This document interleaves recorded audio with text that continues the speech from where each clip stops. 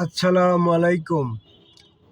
আপনার বয়স এখন ৩০-৪০ বছর, কিন্তু আপনি এখনও দুনিয়াদারি ভালোভাবে করার জন্য টাকার পিছনে ছুটতেছেন। রাত নাই দিন নাই, ১৬ ঘন্টা ১৮ ঘন্টা করে ডিউটি করতেছেন প্রতিদিন। সপ্তাহে রেস্টও নিতে চাচ্ছেন না, একটু ভালো থাকার জন্য, টাকা বেশি ইনকাম করার জন্য।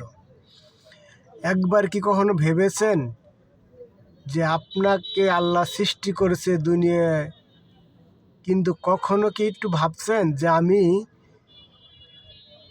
৫০ বছর ১০০ বছর যাই আমার হায়াত থাকে দুনিয়ায়, আমি থাকবো, তারপরে একটা সময় থাকবো না। অনন্তকাল যেখানে আমার থাকতে হবে, তার জন্য কি ইবাদত বন্দেগীটা করেছি কখনো খুঁজেছেন? না খুঁজে থাকলে এখনও সময় আছে, এখনও খুঁজুন। সঠিকভাবে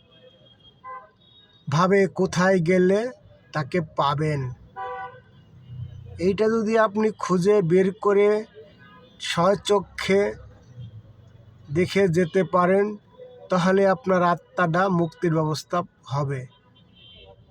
তাই আপনারা বেশি বেশি করে আল্লাহকে খুঁজুন, রাসূলকে খুঁজুন এবং রাসূল পাক সাল্লাল্লাহু আলাইহি ওয়াসাল্লামের উপরে দুরূদ এবং সালাম পেশ করুন বেশি বেশি। তাহলে আপনার মঙ্গল।